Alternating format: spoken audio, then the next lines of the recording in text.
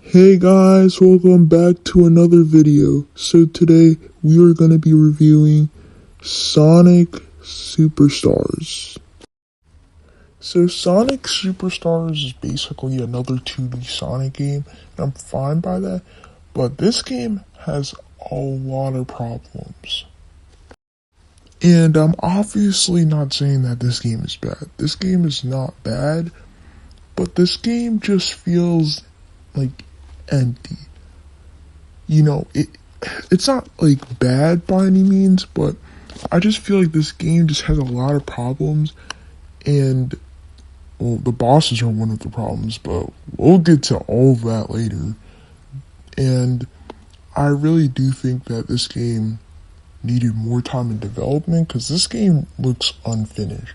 I mean, this game is unfinished because there's a lot of things you can find in this game that are just like unfinished. But now we're just going to talk about the zones. So Bridge Island Zone is a pretty cool zone. It's basically just like Green Hill and all the other grass starter levels. And this level is really open. There's a lot to explore.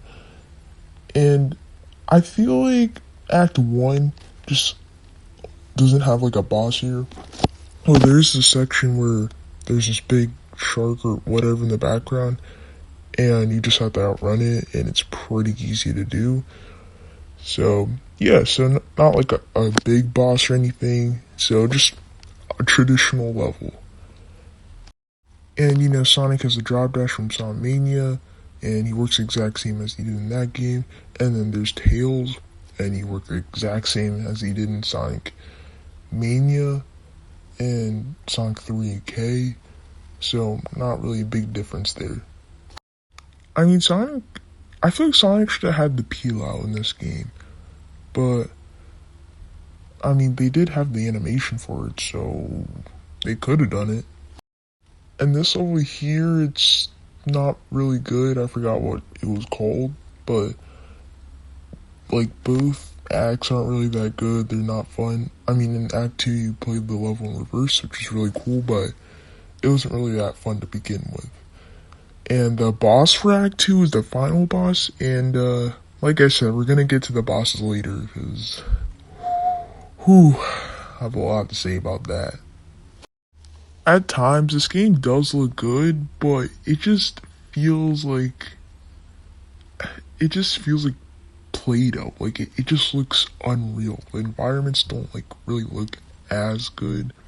I feel like the effort really went to Bridge Island Zone, because like look at this zone, it looks amazing. And Knuckles works the exact way as he did in Sonic Mania, but he actually kinda got a new ability where you can like clip through walls, like you can just jump out of a wall. It's like a wall jump basically, and it's really cool to play as Knuckles, and especially for speedrunners too. But I kinda wish that Knuckles kept the same speed as he did in the glide. And yes, I know this was a thing back in Sonic 3 Knuckles, but I didn't really like this feature. And then Amy had to be different because she never existed in the classic games, only Sonic CD, but she wasn't even playable in that game. So when you jump in the air as Amy, she like has like a hammer shield, and then when you jump twice, then she has a double jump, and if you hold the jump button, she can use the hammer on the ground, which is really cool. This game also has emerald powers, which are pretty cool idea. I mean, I'm not gonna go through all of them, but Burst and Avatar are definitely the best ones in my opinion. Like, I feel like they were really trying to end the Sonic 4 discussion with this game, but I don't think that really worked. In my opinion, I think Sonic Mania is the true Sonic 4 because it literally came after Sonic 3 and Knuckles. It was the first classic game to go after Sonic 3 and Knuckles. So, technically it is Sonic 4 since it comes after it in the timeline. And then Lagoon City is fine. I mean, Act 2's music is pretty good, but it's mostly underwater, which I don't really like. You're kind of forced to go in it. And Golden Capital is pretty annoying with the pinball gimmick, but it isn't too bad. I mean, you can have some fun in some of these stages. And Trip's campaign, she's, well, her campaign's fine. I mean, all it does at bottomless pits, enemy placement everywhere. And her abilities is basically like Knuckles and Amy, where she can like climb on the walls and she also has double jump. And her super form is literally a dragging, which is really cool. But I don't even think it has that many animations, because if you do like a different animation, she just turns into like a yellow fireball or something. So that's kind of weird. It just looks unfinished. I feel like this game should have had more time in development to actually make something special here.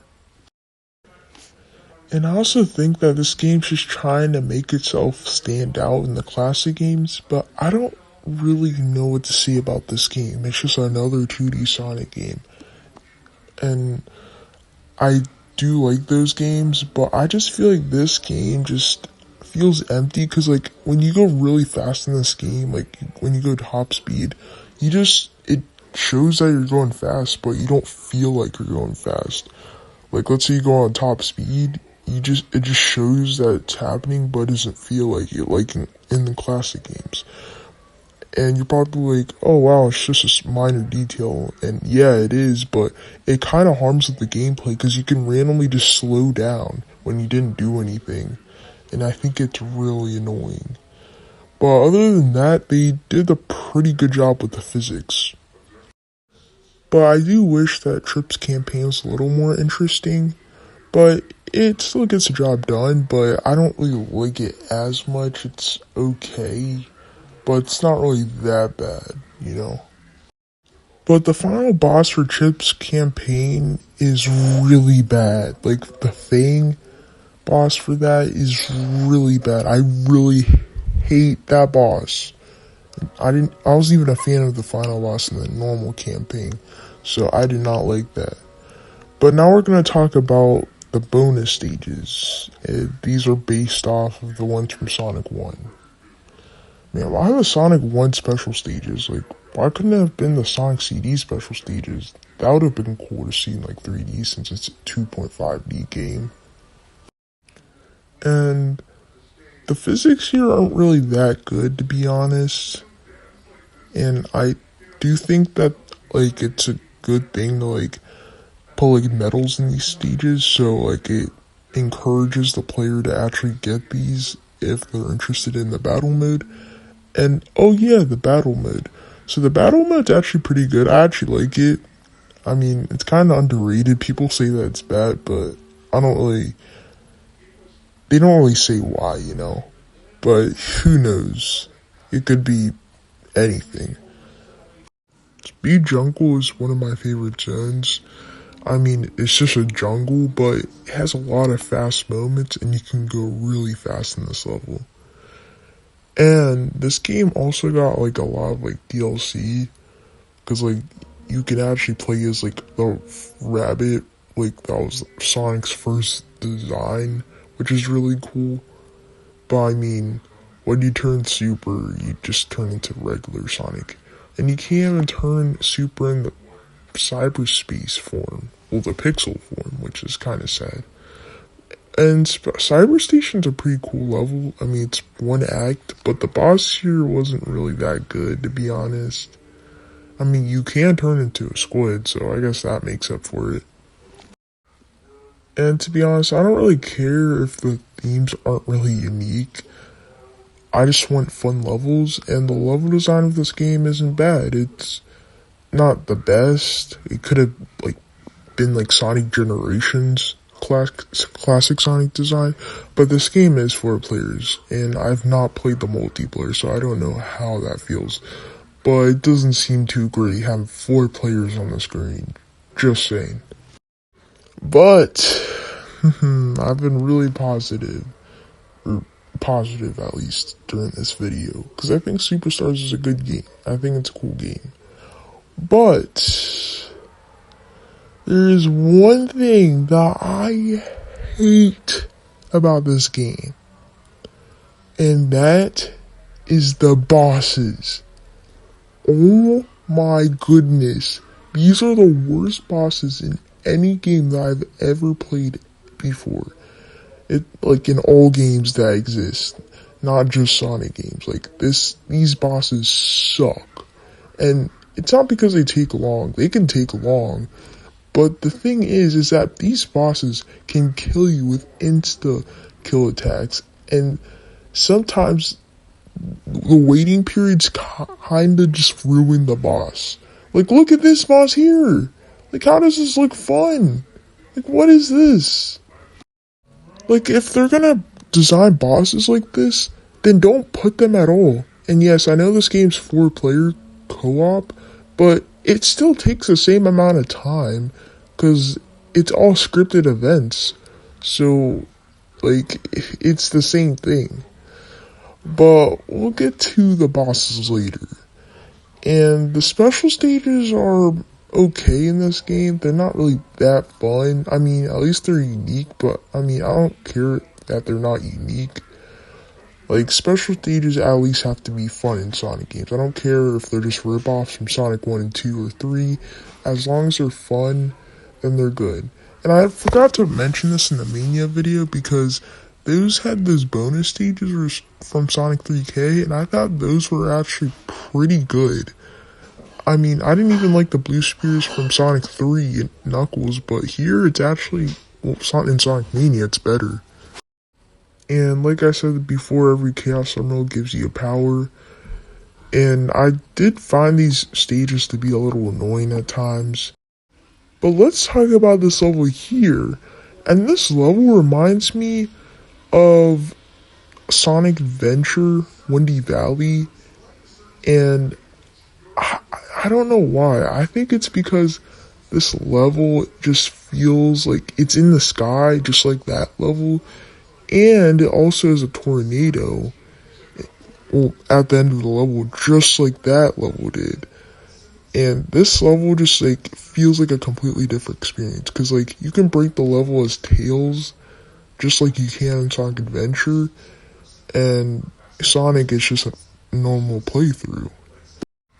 And, like I said a few seconds ago, there's a tornado section at the end, too, which resembles Sonic Adventure. So that's really cool. But back to the bosses, the final boss, I hate this fight so much. Like, if you die at any point, you have to go all the way back to the beginning. And also, there's also insta-kill attacks. So, if you just get hit once, well, you're dead. And you have to start a 5-minute, well, actually 6-minute fight all over again. So yeah, that's just fun.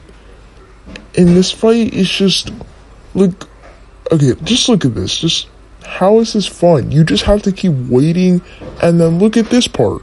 You just hits the blocks, and you have to try and not get hit and not fall in the bottomless pit, so you don't have to die.